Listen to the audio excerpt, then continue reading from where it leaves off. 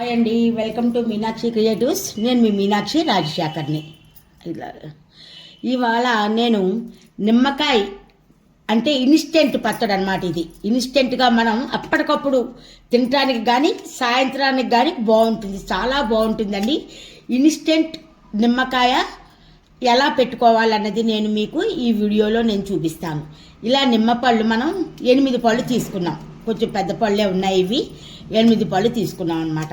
ఇది ఇంచుమించుగా 3 నెలల వరకు ఇది నిలవ ఉంటుందండి, తడి చేయకుండా ఉంటే. ఇవి కడిగేసి శుభ్రంగా తుడిచేసి నేను పెట్టుకున్నాను అనమాట.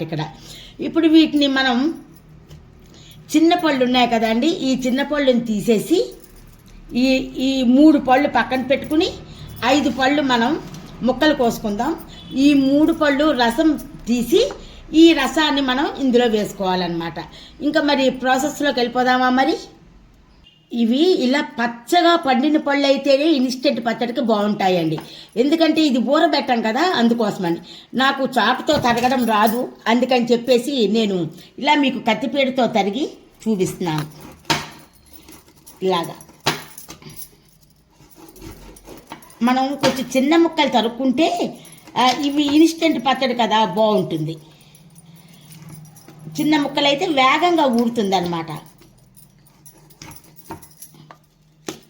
ఇలాగా చక్కగా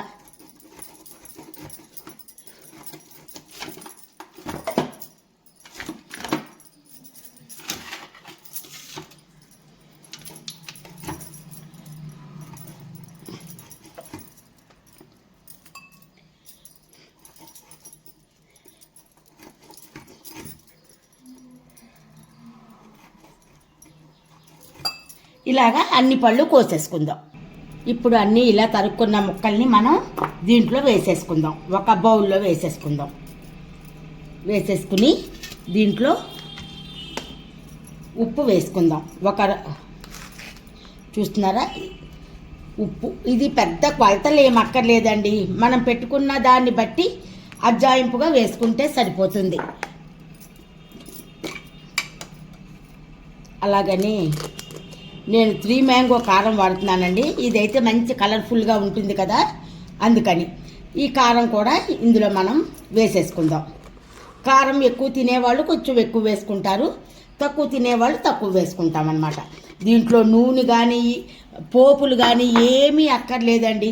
చూస్తున్నారా, దీంట్లోనే పసుపు కూడా మనం వేసేసుకుందాం. పసుపు కూడా ఇలాగా మనం వేసేసుకుందాం. వేసుకున్న తర్వాత లాస్ట్ ఇంగ్రీడియంట్ ఏంటండి, తెలుసు కదా మీ అందరికీ, ఇంగువ. ఇది లేనిదే సువాసన రాదు, అంచేత మనం ఇంగువ వేసుకోవాలి. ఇంగువ వేసుకున్న తర్వాత ఇలాగా నిమ్మకాయలు నేను కట్ చేశాను, వీటిని కూడా రసం తీసేసి మనం దీంట్లో పిండేసుకోవాలి. ఇలాగా అంత రసం అంతా కూడా దీంట్లో పిండేసుకుందాం. దీంట్లో ఇంకోటి చెప్పటం మర్చిపోయానండి, సారీ. ఏంటంటే ఆవాలు మెంతులు వేచి పెట్టుకుంటాం కదా మనం గుండా, అది కూడా కొద్దిగా వేసుకోవాలండి. అది వేస్తేనే మనకి మంచి కమ్మని వాసన వస్తుందన్నమాట. అది అంచేత అది కూడా మనం వేసుకున్నాము. నిమ్మకాయలు పిండేసుకున్నాము. ఇప్పుడు దీన్ని శుభ్రంగా మనం కలిపేసుకుందామండి. ఇలా ప్లాస్టిక్ దాంతో కలుపుకుంటేనే మనకి మంచిది. చెయ్యైనా పెట్టుకోవచ్చు, కానీ ఇంకా ఇది ఊరాలి కదా, అందుకోసమని ఇలాగ నేను అన్నీ కూడా ఇది చేస్తున్నాను అనమాట. ఇది మనకి ఊరిపోతే చక్కగా ఇంకా కిందకి వెళ్ళిపోతుందండి. ఇది ఊరాక నేను మళ్ళీ మీకు చూపిస్తాను. చాలా కలర్ఫుల్గా ఉంటుందండి, తినడానికి కూడా చాలా బాగుంటుంది. కంటికి ఇంపుగా ఉంటుంది. కంటికి ఇంపుకైతే కడుపుకి ఇంపు కదా అండి, చక్కగా కంటికి ఇంపుగా కనిపిస్తుంది అనమాట. ఈ ఇన్స్టెంట్ నిమ్మకాయ మీరు ఎవరైనా సరే పెట్టుకుని నాకు కామెంట్ సెక్షన్లో ఎలా ఉందో చెప్పండి. అయితే ఇది మీకు ఊరాక నేను మళ్ళీ మీకు చూపిస్తాను. ఉంటాను, మీ మీనాక్షి రాజశేఖర్. ఈ వీడియోని మీకు నచ్చినట్టయితే లైక్ చేయండి, షేర్ చేయండి, బెల్ ఐకాన్ని క్లిక్ చేయండి. మా కొత్త నోటిఫికేషన్స్ మీకు వస్తాయి. మీరు వేసే ఒక లైక్ వల్ల మా వీడియో ఎక్కువ మందికి ఫాలో అవుతుందండి. అంచేత ఒక లైక్ మాత్రం ఇవ్వండి ప్లీజ్. ఇది ఊరాక మళ్ళీ మీకు చూపిస్తాను. చూస్తున్నారు కదా, ఇప్పుడే ఎంత కలర్ఫుల్గా ఉందో చూడండి.